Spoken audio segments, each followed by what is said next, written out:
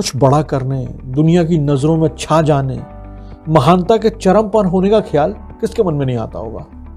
हम सबके मन में भी आता है। आता ही क्या है, बना ही रहता है। लेकिन ये चीजें यूं ही नहीं हो जाया करती, इसके पीछे कड़ी मेहनत करनी पड़ती है, बहुत कुछ छोड़ना पड़ता है। महानता निर्विवादित रहे इसके लिए तो और भी कई त्याग करने पड़ते हैं, और ये एक तरह से इंसान रहते हुए भगवान बन जाने जैसा है। नमस्कार दोस्तों, मैं अतुल हूँ। आज शनिवार है, और शनिवार है यानी आपको कहानी सुनाने का वादा है। 6 फरवरी को लता दीदी यानी लता मंगेशकर धरती लोग छोड़कर चली गई। उनके बारे में मैं तो क्या, कोई भी क्या ही बता पाएगा। जिनकी आवाज़ ही जिनकी पहचान रही हो, उनके बारे में बात करना सूर्य को दिया दिखाने जैसा होगा। आज सुना रहा हूँ लता दीदी की एक अनोखी सी कहानी। ये कहानी मेरे उसी दोस्त ने लिखी है, जिनका नाम मैं आपको बताता नहीं हूँ। वो जो मेरे दोस्त हैं वो अज्ञेय जैसे हैं, यानी कि उनके बारे में कोई कुछ जानता नहीं है। गजब का लिखते हैं, गजब का दिखते हैं। मैंने इस बार भी कहा कि यार इस बार तो नाम बता लेने दो कम से कम, तो उन्होंने फिर से मना कर दिया। और हाँ, ये ज़रूर है कि कभी ना कभी उन्हें आपके सामने लाऊंगा ज़रूर। कहानी का नाम है जब लता से मिले राज, देव, किशोर, रफ़ी। कहानी पढ़कर मैं ठबक पड़ा था। मैंने उन्हें बताया भी था, आपको सुनाते हुए क्या होगा ये कह नहीं सकता। तो कहानी कंटिन्यू करते हैं। इस मोड़ से जाते हैं कुछ सुस्त कदम रस्ते, कुछ तेज कदम राही। ये सुना आपने, कुछ दैवी सा लगा। अब जरा ये भी सुनिए।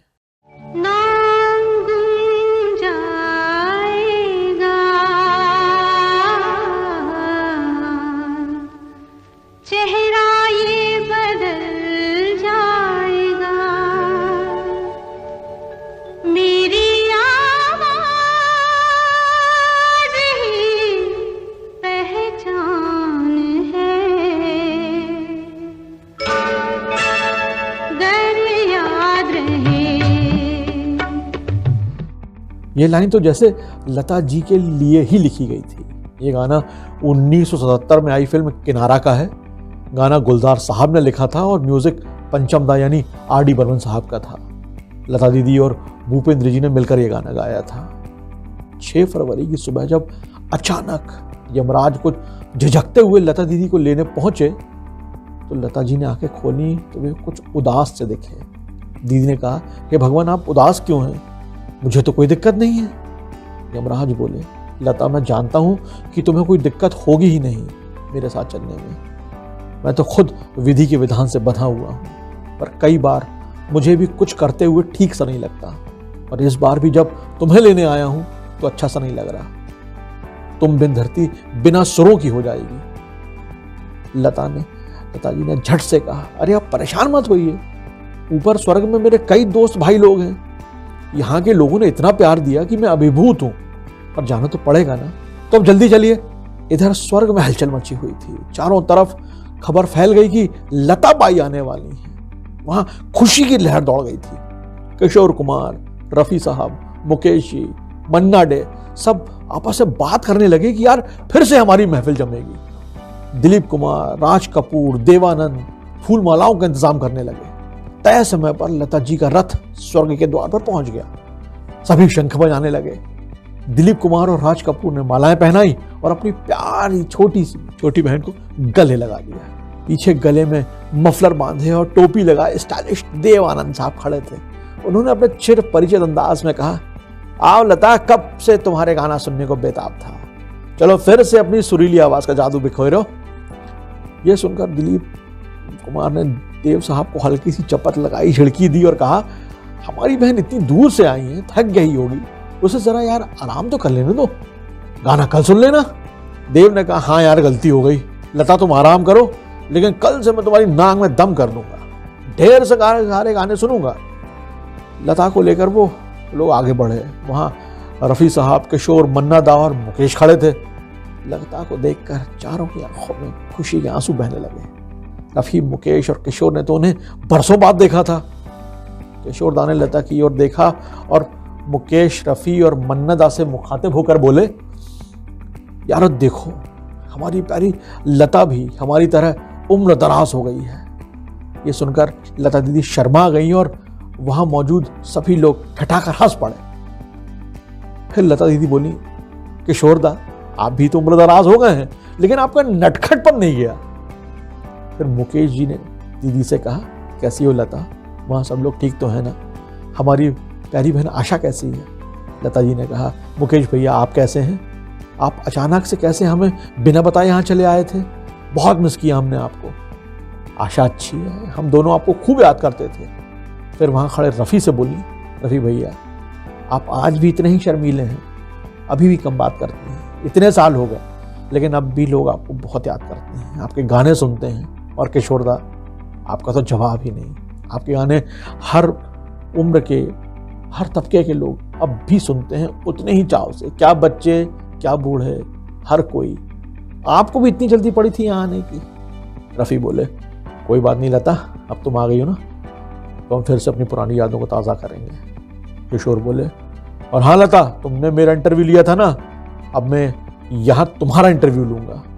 तबाक से मन्नदा बोले, मैं तो कुछ सालों पहले ही यहाँ पहुंचा हूँ लता, लेकिन ये रफ़ी, मुकेश और किशोर तो यहाँ बरसों से जमे हैं। इन तीनों ने मेरी बड़ी रैगिंग ली, मुझसे खूब गाने गवाए।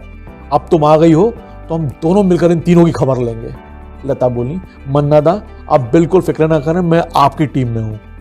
दीदी जरा ही आगे बढ़ी कि शंकर जयकिशन, SD बर्मन, नौशाद, C रामचंद्र, खेमचंद्र प्रकाश, कल्याण जी भाई, मदन मोहन और पंचम जैसे संगीतकारों का टोला मिल गया। किसी ने दीदी की जमकर तारीफ की तो किसी ने उन्हें पुचकारा। सबने एक ही बात कही कि लता, तुम्हारी आवाज़ ने गानों में 4 चांद लगा दिए थे। तुम्हारी आवाज़ ने बताया कि गाना अच्छा लिखा था और अच्छा संगीत दिया गया था। दीदी हाथ जोड़कर सबका धन्यवाद जता ही रही थी कि हैट लगाए हुए OP नैयर आ गए। नैयर साहब ने माफ़ी मांगते हुए कहा, लता वहाँ तुमसे गाना नहीं गवा पाया, वो मेरी भूल थी। यहाँ मेरा ही म्यूजिक रहेगा और तुम ही गाओगी।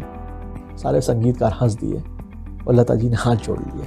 हंसी ठट्टा मचा ही हुआ था कि तभी पीछे से राज कपूर साहब पहुंच गए और आवाज़ देकर बोले, अरे चिंटू चिंपू कहाँ हो तुम लोग, देखो तो तुम्हारी प्यारी लता आंटी आई हैं। ये सुनकर अंदर के कमरे से ऋषि कपूर और राजीव कपूर दौड़ते चले आए और उन्होंने दीदी को देखा।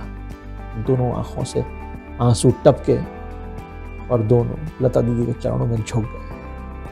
बस यही थी आज की कहानी। दोस्तों हम इंसान हैं, ज़ाहिर गलतियां होंगी ही। कड़ी मेहनत लगन से सफलता का चरम महानता हासिल कर भी लेंगे। शिखर की तरफ बढ़ने के रास्ते में छींटे ना लगें, ये थोड़ा मुश्किल है। लेकिन लता जी का जीवन गायकी निष्कलंक है, बेदाग है, वो उज्जवल सूर्य की तरह है। लोग कहते हैं कि लता जी पर माँ सरस्वती की असीम कृपा थी। मुझे लगता है कि वो माँ सरस्वती का ही रूप थी। ज़्यादा ज्ञानवाणी हो गई है तो माफ़ी चाहता हूँ। अगले शनिवार शाम 6 बजे आनी के YouTube चैनल पर एक नई कहानी लेकर आऊँगा।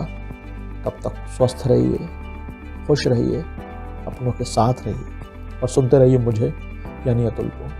कहानी अच्छी लगती हूँ तो हमारा YouTube चैनल ज़रूर सब्सक्राइब कीजिएगा और अपनों से भी करवाइएगा। आज आपको लता दीदी गानों के साथ छोड़कर जा रहा हूँ। जय हिंद।